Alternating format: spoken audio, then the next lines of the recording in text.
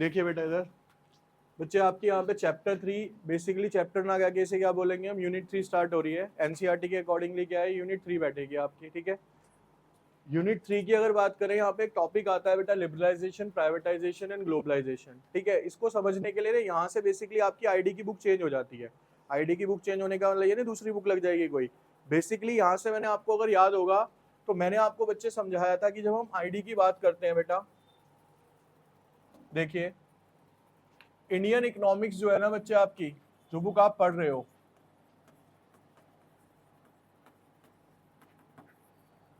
इसके अंदर हमने स्टडी स्टार्ट कैसे करी थी। बेसिकली हमने सबसे पहले पढ़ा, जो हमारा पहला चैप्टर था कि 1947 से पहले इंडिया कैसा था। क्यों? क्योंकि मैंने आपको बताया था भाई इंडियन इकोनॉमिक्स हमें क्या समझाएगी कि 1947 से लेके टिल द डेट हमारी इकोनॉमी में क्या क्या चेंजेस देखने को मिले हैं। तो इसीलिए चैप्टर की स्टार्टिंग इन्होंने कैसे करी थी, ये समझा के कि 1947 से पहले हम कैसे थे। फिर उसी चैप्टर के अंदर हमने पढ़ा दूसरा पोर्शन कि सर 1947 जब देश आजाद हुआ तो उस टाइम पे हमारे यहाँ पे एग्रीकल्चर कैसा था, इंडस्ट्रीज किस तरीके से थी, फॉरेन ट्रेड किस तरीके का था, ये सारी चीजें पढ़ी हमने। हमने ये देखा कि बेटा इन सब के अंदर क्या थी, कहीं पे भी आपने ना किसी भी टॉपिक का मेरे को आप बता दो कि भैया एक्चुअल के अंदर हमने कहीं पे किसी के मेरिट्स पढ़े हो, अभी तक मेरिट्स नहीं पढ़े हमने, ज्यादातर क्या पढ़े हैं, सबके डीमेरिट्स पढ़े हैं। कि सर जब देश आजाद हुआ तो एग्रीकल्चर पीछे था, बैकवर्ड था, टेक्नोलॉजी की कमी थी, इरिगेशन के साधन नहीं होते थे सर, इंडस्ट्री डेवलप नहीं थी, पैसे की कमी थी, गवर्नमेंट उसमें रोल प्ले नहीं कर रही थी। यानी बेसिकली अभी हम ये पढ़ते आए। फिर लेकिन हमने कुछ चैप्टर जो अभी लास्ट वाला पढ़ा था उसके अंदर हमने कुछ रिफॉर्म्स पढ़े बेटा, जैसे इंडस्ट्रियल रिफॉर्म पढ़ा था आईपीआर 1956 कि गवर्नमेंट ने क्या करा, 3 कैटेगरीज बना दी, कुछ इंडस्ट्रीज को उसने गवर्नमेंट में रखा, कुछ को किसमें रखा, प्राइवेट में, और कुछ को कैसे रखा, सेमी गवर्नमेंट, यानी वो प्राइवेट भी थी और गवर्नमेंट भी थी। तो अब जो बेसिकली चीज आती है निकल के वो क्या आती है कि सर बुक 3 पार्ट्स में डिवाइड हो गई। 1947 से पहले कैसे थे, 1947 में हमारी इकोनॉमी की कंडीशन किस तरीके की थी, हमने सारी प्रॉब्लम समझ ली। अब जो आप पढ़ने जा रहे हो बेटा, वो पढ़ने जा रहे हो, इस चैप्टर का नाम है एलपीजी। एलपीजी का मतलब होता है लिबरलाइजेशन, प्राइवेटाइजेशन एंड ग्लोबलाइजेशन। और आपकी बुक में जो इसको नाम दिया गया है ना बेटा, इसे बोलते हैं हम न्यू इकोनॉमिक पॉलिसी 1991। तो मैं आपको यह समझा सकता हूं, इस तरीके से समझो कि भैया हमने पहले पढ़ा 1947 तक, उसके बाद हमने पढ़ा 1947 से 90 तक, कि 90 तक सर हमारा इकोनॉमी के अंदर कोई भी ग्रोथ देखने को नहीं मिली। यहाँ पे अनएम्प्लॉयमेंट पहले भी था और ज्यादा बढ़ गया, पुअर्टी पहले भी थी और ज्यादा इंक्रीज हो गई, लेकिन गवर्नमेंट ने 5 ईयर प्लान्स लेके आई जिसमें कोशिश करेगी, लेकिन वो जो प्लान्स थे वो सक्सेसफुल नहीं रहे। तो उसको देखते हुए, और 1990 बेटा एक ऐसा पीरियड था, अगर आप पढ़ोगे ना, इसे बोला जाता है 1990 नहीं, इसके बीच का एक टाइम पीरियड आया था 10 साल का, जिसको बोला जाता है ग्रेट पीरियड ऑफ डिप्रेशन के नाम से जाना जाता है। डिप्रेशन का मतलब क्या है, मैंने आपको बताया था, या तो क्या इन्फ्लेशन आता है या डिप्रेशन आता है। डिप्रेशन कब होता है, जब बंदा क्या हो जाता है दिमागी रूप से। तो डिप्रेशन की कंडीशन इसलिए आई थी क्योंकि इकोनॉमी के अंदर लगातार 10 साल से क्या देखा गया था, डिफ्लेशन देखा गया था, और वो इंडिया में नहीं था, वर्ल्ड वाइड कई कंट्रीज में देखा गया था। तो जब गवर्नमेंट को ये समझ आई कि भैया हमारी सारी पॉलिसीज क्या होती चली जा रही है, खराब होती चली जा रही है, कहीं से भी कहीं तक हमें कोई फायदा नहीं मिल रहा, तो गवर्नमेंट ने क्या करा बेटा, न्यू इकोनॉमिक पॉलिसी निकाली, किसके अंदर, 1991 में। तो अब यहां से जो आपकी बुक स्टार्ट होगी, यहां से स्टार्ट होगी क्या, ये पॉजिटिव सेंस के अंदर। पिछले जो भी हमने चैप्टर पढ़े, अगर बुक के अकॉर्डिंग बताता हूँ, टीआर जैन के अकॉर्डिंग, तो आपके बेटा 5 चैप्टर कंप्लीट हुए हैं, 2 यूनिट कंप्लीट हुई हैं, चैप्टर कितने कंप्लीट हुए हैं वहां पे, 5 चैप्टर कंप्लीट हुए हैं। अब जो आप पढ़ रहे हो इस चैप्टर को 6 चैप्टर बोला जाता है टीआर जैन के अंदर, जिसका नाम भी क्या है, न्यू इकोनॉमिक पॉलिसी 1991। ठीक है, तो अब आपको समझ आ गया कि 1991 में क्या हुआ। बेसिकली पहले हमने प्रॉब्लम्स पढ़ ली, अब हम उसके क्या पढ़ेंगे बेटा, आगे आने वाले टाइम में सॉल्यूशंस पढ़ेंगे कि गवर्नमेंट ने क्या क्या रिफॉर्म्स लेके आई या क्या क्या पॉलिसीज बनाई जिससे कि इंडियन इकोनॉमी को बेटर किया जा सका। ठीक है, चलिए अब यहां पे देखिए आप,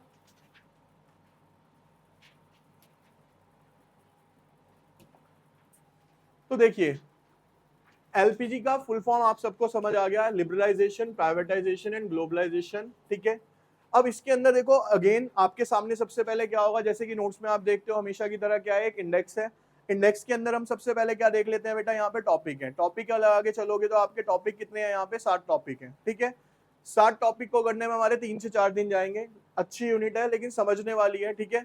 आज की क्लास में बच्चे हम सबसे पहले पढ़ेंगे कि इकोनॉमिक रिफॉर्म्स किसे कहा जाता है। इकोनॉमिक का मतलब आपको पता है, लेकिन रिफॉर्म्स क्या होते हैं, चेंजेस। रिफॉर्म्स को क्या बोला जाता है, चेंजेस बोला जाता है, ठीक है। तो देखिए बेटा, स्टार्ट कर रहे हैं आपका चैप्टर।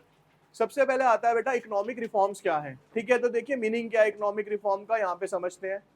कहता है economic reforms refers to the fundamental changes that were launched in 1991 with the plan of liberalizing the economy and quickening its rate of economic growth। Basically उसने क्या बोला कि जो इकोनॉमिक रिफॉर्म्स थे उसका मतलब क्या था कि गवर्नमेंट ने 1991 के अंदर लिबरलाइजेशन की पॉलिसी निकाली, और उस पॉलिसी का जो मेन एम था बेटा वो क्या था कि अपनी इकोनॉमी को लिबरलाइज का मतलब होता है फ्री करना। हमने देखो क्या क्या पढ़ा ये समझते हैं। हमने एक चैप्टर पढ़ा इंडस्ट्रीज, और इंडस्ट्रीज में हमने पढ़ा लाइसेंसिंग। लाइसेंसिंग क्या थी बेटा कि अगर उस टाइम पे किसी इंडस्ट्री को अपनी इंडस्ट्री लगानी होती थी तो उससे पहले गवर्नमेंट से जाके क्या लेना पड़ता था, लाइसेंस लेना पड़ता था। उस लाइसेंस के अंदर काफी सारी क्या होती थी, रेस्ट्रिक्शन होती थी, और उस रेस्ट्रिक्शन के अंडर रह के उसे क्या करना पड़ता था, काम करना पड़ता था।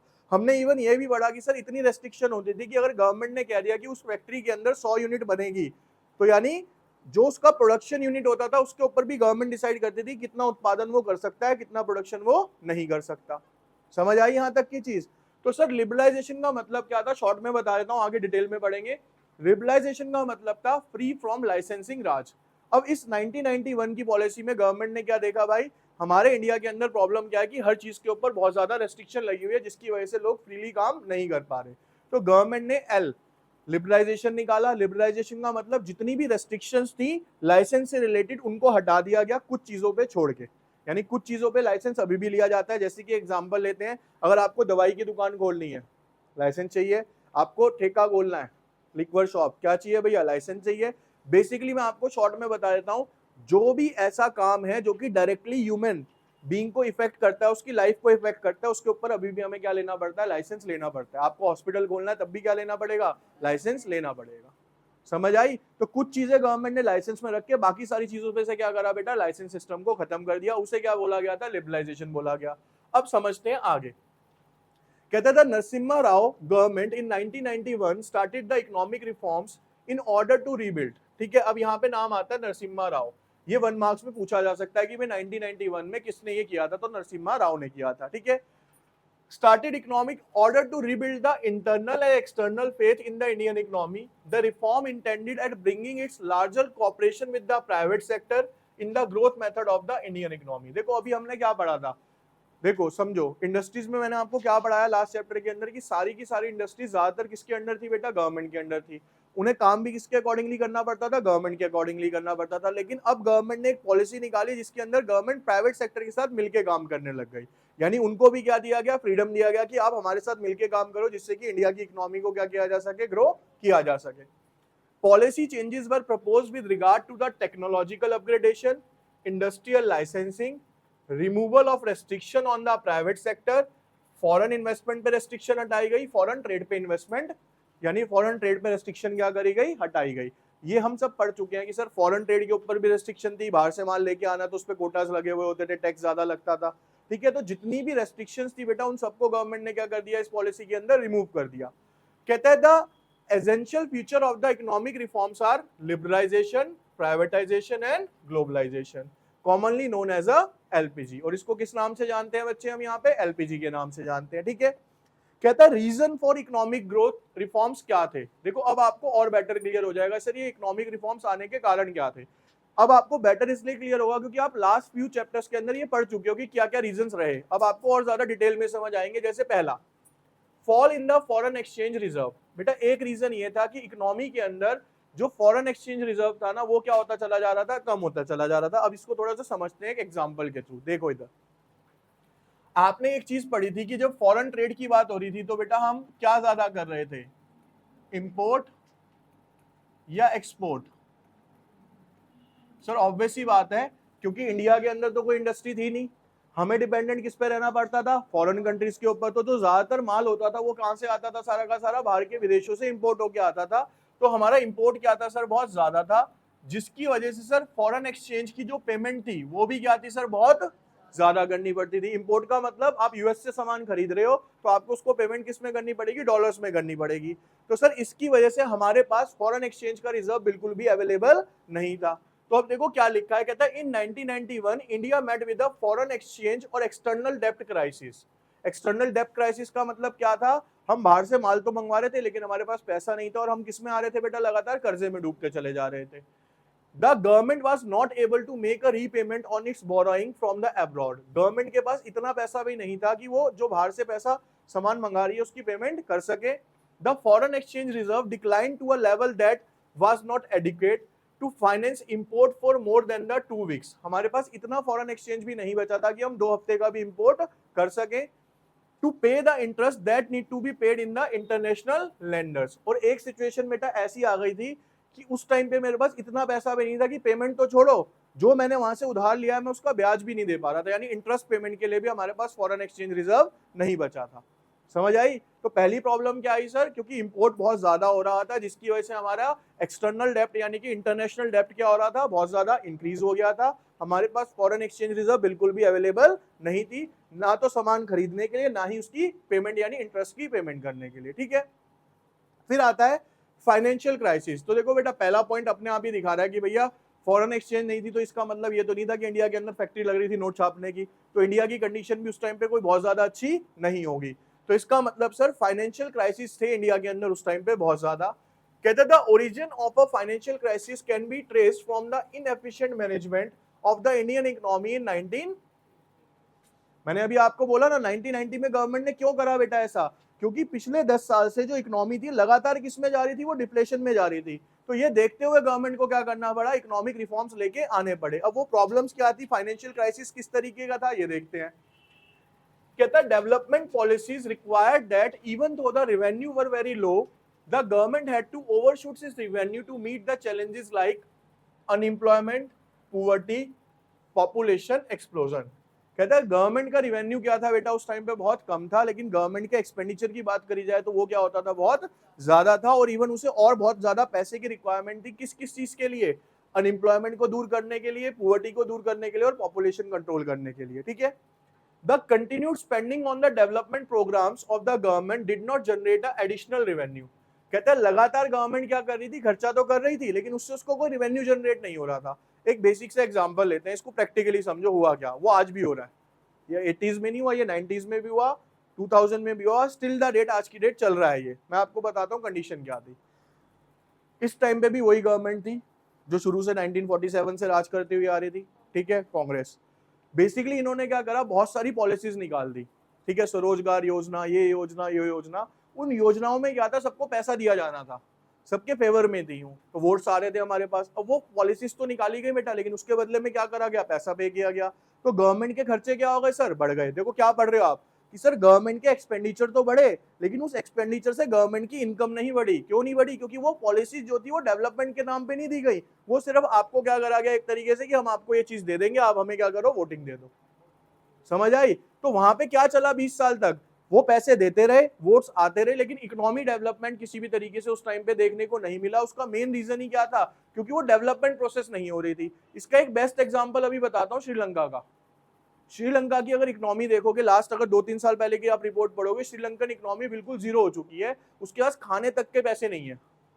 ठीक है, उसका रीजन क्या रहा मैं बता देता हूँ। उसका प्रैक्टिकल रीजन आप गूगल पे सर्च करना जाके आज। ठीक है, उसका रीजन रहा बेटा कि उसकी गवर्नमेंट ने टैक्स फ्री कर रखा था कंट्री को, सब कुछ फ्री था वहां, बिजली ये सब कुछ गवर्नमेंट फ्री दे रही थी। वहां का जो नेता था कोई, उसने क्या करा, फ्री में बांटता चला गया। फ्री में बांटते बांटते क्या होगा कि गवर्नमेंट का खजाना भी, इनकम सोर्स था नहीं, सिर्फ अपनी पोजीशन बचाए रखने के उसने सब कुछ फ्री में डिस्ट्रीब्यूट किया। और आज ऐसे हालात हैं कि आप कोई कंट्री वहां पे उधार देने के लिए भी तैयार नहीं है। उस टाइम पे भी इंडियन गवर्नमेंट ने वहां पे खाना फ्री में दिया था उनको। समझ रहे हो पॉलिसीज क्या आ जाती हैं? देखो बेटा सीधी सी बात है, आपको एक प्रैक्टिकल चीजें समझनी है। हम इंसान हैं, ठीक है, अगर मेरे को कोई आके ये कहता है कि भैया मैं तेरे को बिठा के खिला लूंगा, तुझे काम करने की जरूरत नहीं है, तो प्रैक्टिकल तौर पे वो आपका कोई सगा नहीं है, ना वो आपका दोस्त है। वो आपकी जिंदगी क्या करना चाह रहा है, बेसिकली खराब करना चाह रहा है, वो आपको बिल्कुल बेकार करना चाह रहा है, तभी आपको ये ऑप्शन दिया जा रहा है। तो अगर कोई भी गवर्नमेंट हो चाहे कोई भी रिश्तेदार हो, वो आके कहता है भैया हम आपको पैसा देंगे, आपने काम नहीं करना, बस बैठ के खाओ, तो आप समझ लो आपकी जिंदगी खराब करने के लिए आया है, क्योंकि वो 1-2 साल 5 साल से ज्यादा बिठा के आपको नहीं खिला पाएगा। ठीक है, उसके बाद आपको ही करना पड़ेगा, लेकिन 5 साल में आपको ऐसी गंदी आदत पड़ चुकी होगी कि आप काम करने लायक बचोगे ही नहीं। तो वही दिल्ली की भी हुई ना, दिल्ली की भी कंडीशन देखी भाई, बीएसईएस बोर्ड लगातार किस में रहता है बेटा, घाटे में रहता है, कभी प्रॉफिट में नहीं दिखेगा। एमसीडी डिपार्टमेंट हमेशा घाटे में रहता है। रीजन क्या है भैया, टैक्स फ्री कर दिया, हाउस टैक्स है उस पर 50% ऑफ दे दिया, ये कर दिया। तो बेटा जब तक स्कीम्स चलेंगी, ठीक है, जब तक स्कीम चलेंगी, एक और एग्जांपल लेते हैं, आप देखो जितने भी ब्रांडेड शोरूम है, एक एग्जांपल से समझना है चीज को। ऑक्टेव है एक ब्रांड कपड़ों का, ठीक है, लिवाइस हो गया, ये हो गया, जितने भी बड़े बड़े ब्रांड्स हैं, कितने आपने इनके डिस्काउंट्स देखे हैं बेटा, ठीक है, और डिस्काउंट देते भी पता किस पे है ये, जो उनका माल ऐसा होता है जिसे सरप्लस का माल बेचते हैं। मतलब मान लो आपको पता है कि भैया पैंट की जो कमर आती है वो 30 से लेके 38 तक आ रही है, अब उनके पास सिर्फ एक 36 का ही पीस बचा है, बाकी सारा स्टॉक खत्म हो चुका। तो वो क्या करेंगे, 36 वाले पे सेल लगा देंगे, क्योंकि उन्हें पता है यार कंज्यूमर मिलेगा नहीं इतनी जल्दी, साइज हमारे पास अवेलेबल नहीं है, बेच दो जैसे भी बिच रहा है। लेकिन क्या वो अपने एक्चुअल स्टॉक के ऊपर कभी डिस्काउंट दे रहे, नहीं दे रहे। अब आ जाते हैं उसी के दूसरे भाई पे, ठीक है, डिफरेंस है लेकिन दोनों में, रेड टेप पे, उस पर जब मर्जी चले जाओ 70% से नीचे का डिस्काउंट होता ही नहीं, कभी चले जाओ 70%। अब है क्या, और आपने अगर यूज किया होगा तो आपको क्वालिटी डिफरेंस दिखेगा। वो 70% वाला 7 बार ही धुल पाता है, ठीक है, ऑक्टेव वगैरह ब्रांड्स हो गए, लिवाइस वगैरह हो गए, आप ही थकोगे, वो नहीं थकते कभी भी। मतलब वो कपड़ा कहीं नहीं जाएगा, आप ही थक के उसको कह दो यार मैं बोर हो गया, पहन के साइड रख दो, लेकिन कपड़े में कुछ नहीं है। तो ये चीज हमें समझनी है।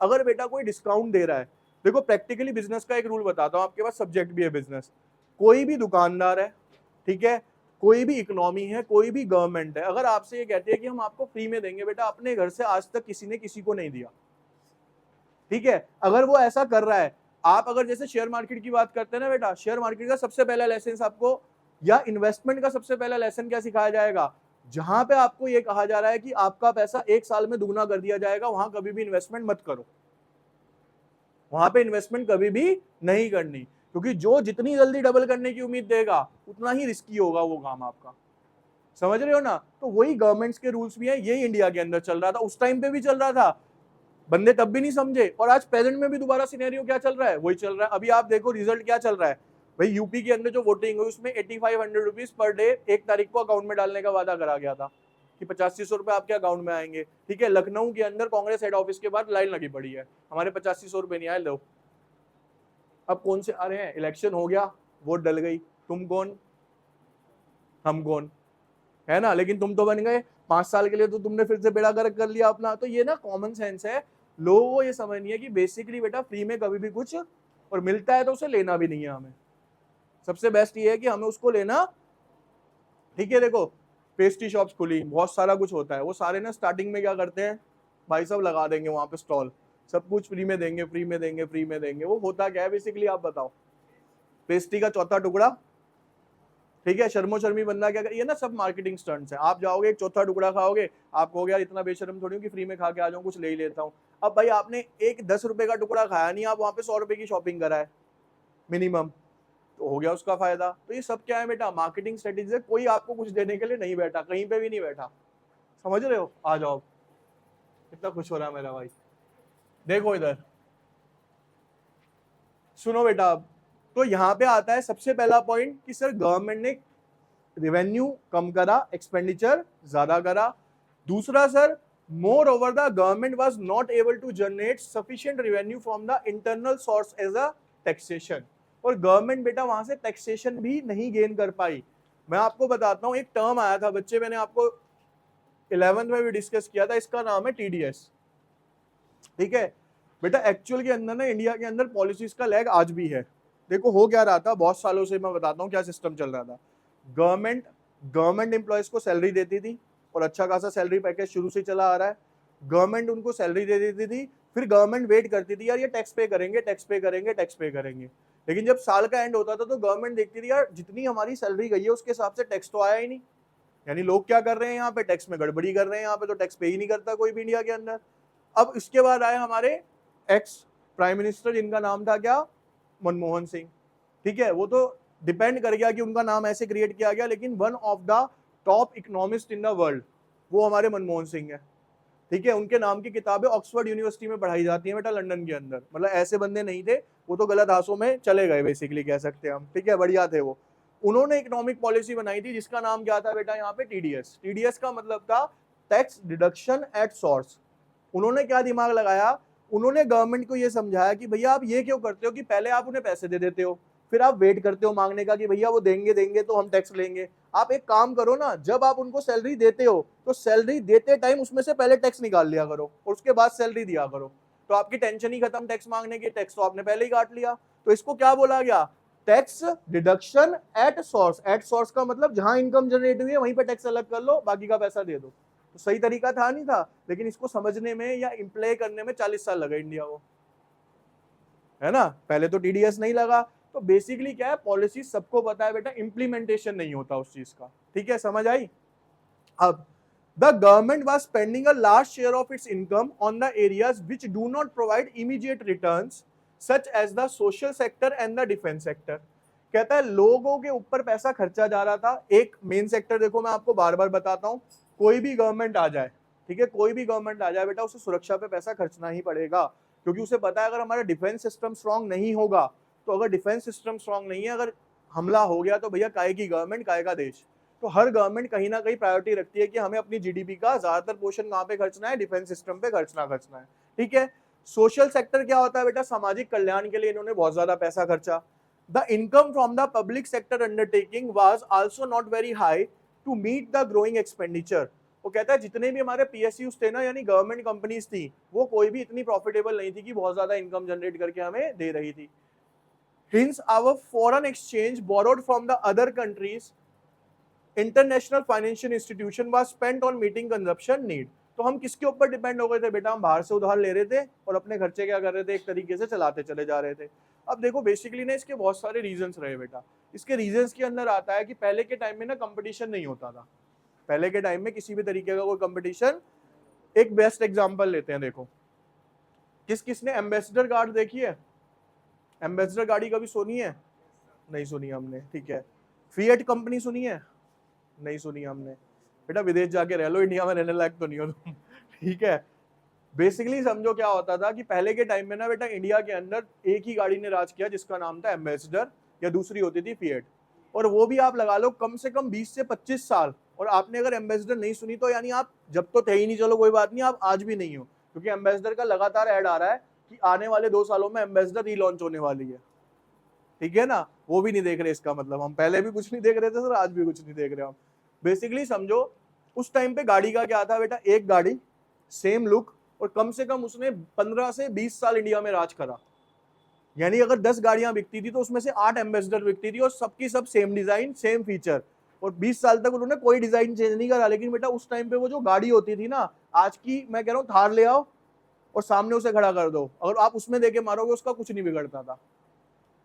समझ रहे हो, वो लोहा लाट गाड़ी थी उस टाइम की, मतलब वो बनती थी अपने आप में गाड़ियां, फिएट हो गई, ये हो गई। बाइक के अंदर एक ही होती थी राजदूत, ठीक है, ये तो बाद में आई है सारी बुलेट बुलेट भी, पहले सिर्फ इंडिया में चलती थी राजदूत।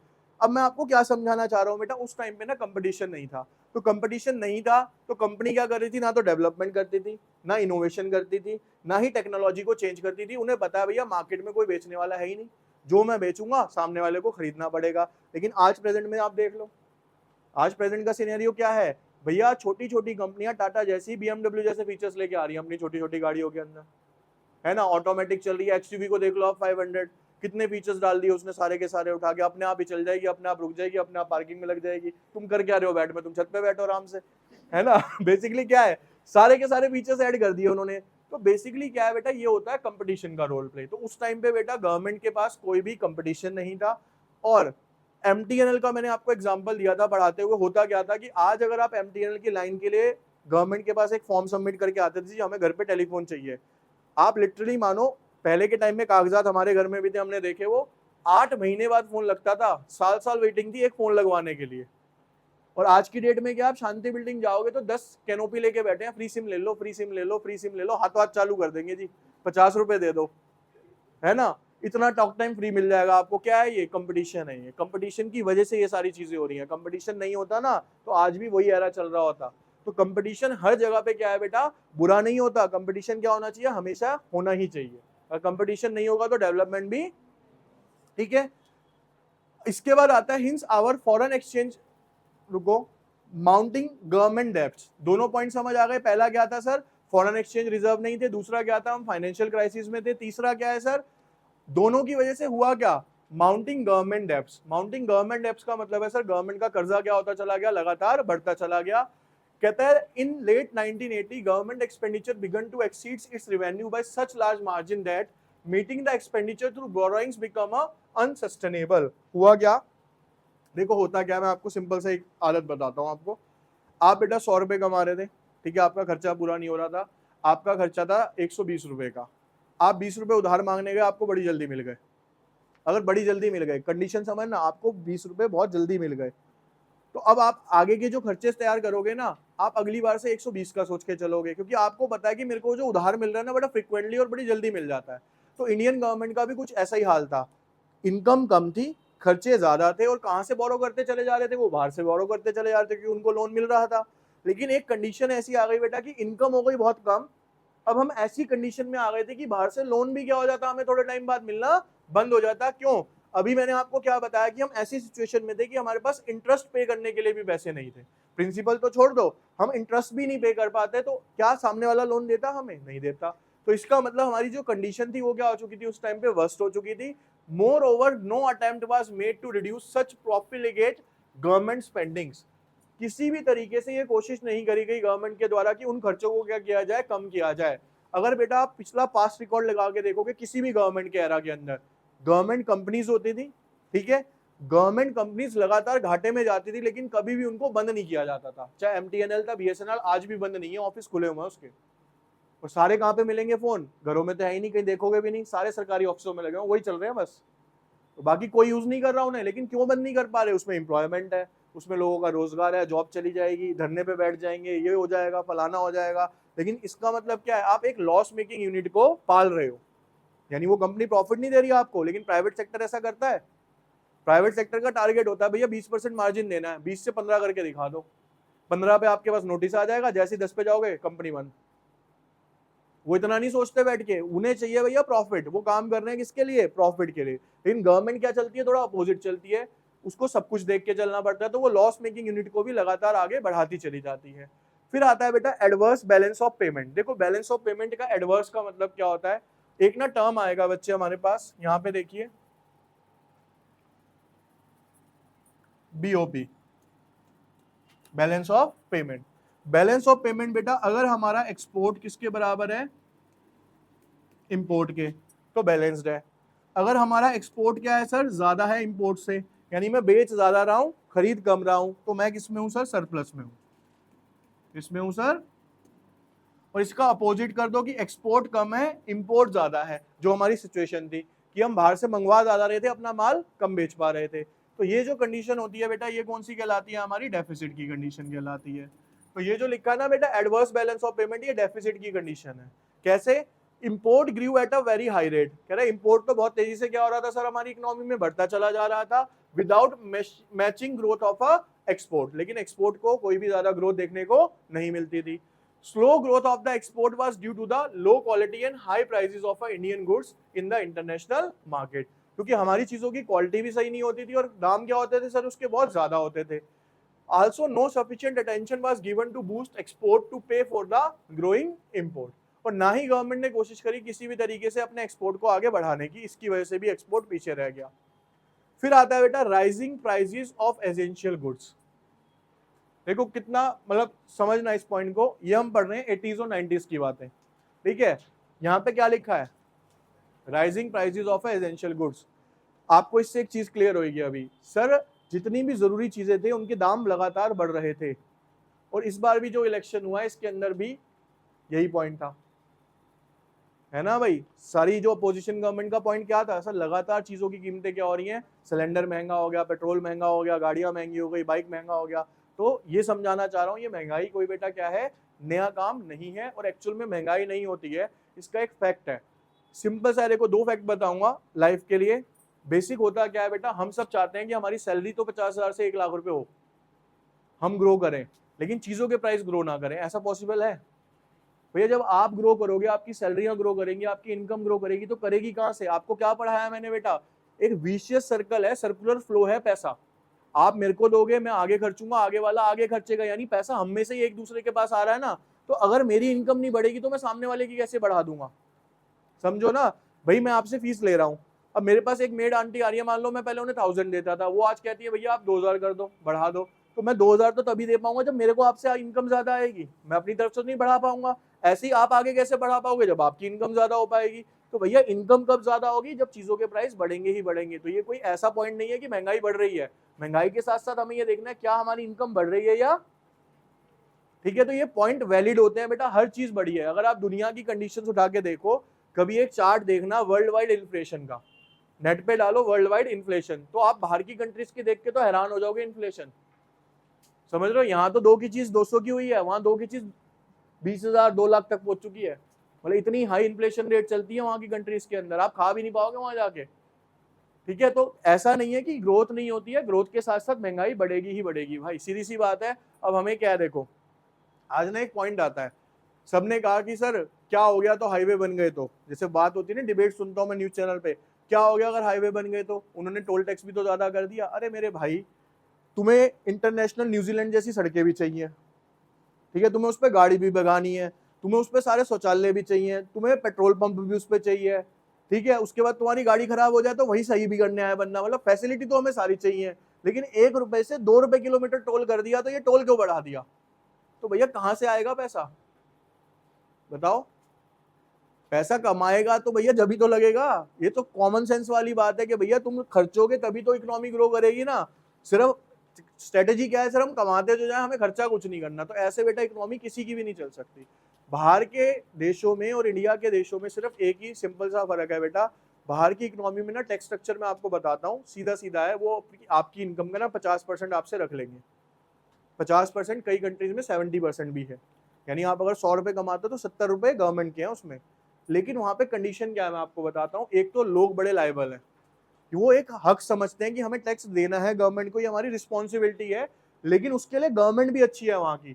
जब आपने 70% उन्हें दे दिया ना, तो आप बेफिक्र हो। फिर बेफिक्र कैसे हो भैया, आपकी गाड़ी का इंश्योरेंस उसका खर्चा, आपकी गाड़ी खराब हो गई गवर्नमेंट देखेगी, आपकी हेल्थ इंश्योरेंस गवर्नमेंट के पल्ले, आपका घर का इंश्योरेंस गवर्नमेंट के पल्ले, घर में आग भी लग गई ना। अभी यूएस के अंदर चाचा गए थे, उन्होंने बताया कि हर घर के अंदर फायर अलार्म्स लगे हुए होते हैं। तो जहां वहां रहते थे ना वो तो बाहर थे अपने ऑफिस, वहां पे क्या हुआ, किचन में कुछ बॉयल हो गया तो वहां पे सायरन बज गया। वो सायरन बजा तो कह रहे जब तक मैं घर आया फायर ब्रिगेड आके सब कुछ शांत करके, और जो आपका नुकसान होगा वो भी गवर्नमेंट पे करेगी आपको। यहाँ की तरह नहीं आप फोन करते रहोगे फिर ट्रैफिक में फंसी रहेगी फायर ब्रिगेड, शांति बिल्डिंग पे अटकी हुई आधे घंटे से, यहाँ आग की लपटें बढ़ रही है, ठीक है, बंदा ही नहीं हिल रहा, ठीक है। और 2-4 बाइक वाले आते हैं या पीछे गाड़ी वाला, वो इसमें बैठा है कि ये निकले तो मैं इसके पीछे पीछे निकल लूंगा, उसे मतलब नहीं है गली में आग लगी हुई, लगे रहने दो भाई, मुझे निकलने दो पहले। तो बेसिकली क्या है, सोच का फर्क है। वहां की कंट्रीज के लोग भी अलग है बेटा, हमारी सोच भी क्या है यहाँ पे बिल्कुल डिफरेंस होती है, ठीक है। समझ आ गया ये यहाँ पे? तो गवर्नमेंट ने क्या किया बेटा, देखो, as well as public production, high tariffs, even essential import. और हमारी चीजों पे क्या होता था बेटा, टैक्स स्ट्रक्चर क्या होता था, बहुत ज्यादा होता था, जिसकी वजह से भी इंपोर्ट क्या हो गया, देखो हमारी चीजें क्या, inefficient private as well as public sector production and high tariffs even on essential import. और जो बाहर से हम चीजें मंगाते थे बेटा, उसके ऊपर टैक्स क्या लगता था, बहुत ज्यादा लगता था। मतलब मेरे को एग्जैक्ट नहीं पता, जब सचिन तेंदुलकर एक बार कोई सीरीज जीते थे, तो बाहर के एक प्लेयर थे, एफ से उनकी कास्ट थी उस टाइम पे, उन्होंने सचिन को फरारी गिफ्ट करी थी, ठीक है, बहुत पुरानी बात बता रहा हूँ। मतलब आप तो इमेजिनेशन में अपने माता पिता के भी नहीं होंगे कि तुम होने वाले हो, ठीक है, इतनी पुरानी बात बता रहा हूँ तुम्हें अब, ठीक है। हो सकता है मम्मी पापा की शादी, बहुत पुरानी बात है, उसमें फरारी गिफ्ट करी। तो बताया जाता है सचिन तेंदुलकर ने वो फरारी वहां से इंडिया मंगाई थी, तो उस टाइम पे 35 लाख रुपए लग गए थे, क्योंकि उस टाइम की कस्टम ड्यूटी बेटा बहुत ज्यादा हाई हुआ करती थी। पहले के जो फोन होते थे ना, फोन की यूएस में कीमत कितनी है जी, 50,000 रुपए, इंडिया आते आते कितने का हो गया जी, 2.25 लाख रुपए। 2 लाख रुपए क्या लग गया, सारा का सारा उसके ऊपर टैक्स लग गया। परफ्यूम्स मंगाते थे, खाने पीने की चीजें मंगाते थे, तो ये सब क्या होती थी, बहुत ज्यादा महंगी हुआ करती थी। उसका रीजन क्या था सर, हमारे टैरिफ्स क्या होते थे, बहुत ज्यादा हाई होते थे। समझ आ गया? तो हमारे 4 पॉइंट्स क्या पढ़े हमने, 5। सर सबसे पहले क्या था, हमारा फॉरेन एक्सचेंज नहीं था। दूसरा क्या था सर, यहाँ पे फाइनेंशियल क्राइसिस थे। तीसरा क्या था सर, गवर्नमेंट के कर्जे बढ़ते चले जा रहे थे। चौथा sir, balance of payment negative में जा रहा था हमारा, यानी हमारा इंपोर्ट कम था, सॉरी इंपोर्ट ज्यादा था, एक्सपोर्ट। उसके बाद सर जो एसेंशियल गुड्स हैं उसके प्राइस क्या हो रहे थे सर, बहुत ज्यादा तेजी से बढ़ रहे थे। तो ये कुछ कारण थे जिसकी वजह से इकोनॉमिक रिफॉर्म्स आए। अब पढ़ते हैं आगे इसके प्रैक्टिस शीट। अब मेरे को जिससे मैं पूछूं वो बताएगा बस। सबसे पहला question, what are 3 essential features of a Indian economic reforms Indian, बोलो। बी सर लिबरलाइजेशन, प्राइवेटाइजेशन और globalisation. What was the primary reason for the India's economic reform in 1991? C. To address a fall in the foreign exchange reserve and external debt crisis, क्योंकि government को ये दिख रहा था कि हमारा foreign exchange reserve क्या होता चला जा रहा है, लगातार कम होता चला जा रहा है, और डेप्ट क्या होते जा रहे हैं, कर्जा क्या होता जा रहा है, बढ़ता जा रहा है। How did the inefficient management of the Indian economy in 1980s contribute to the financial crisis in 1991? कैसे किया भैया?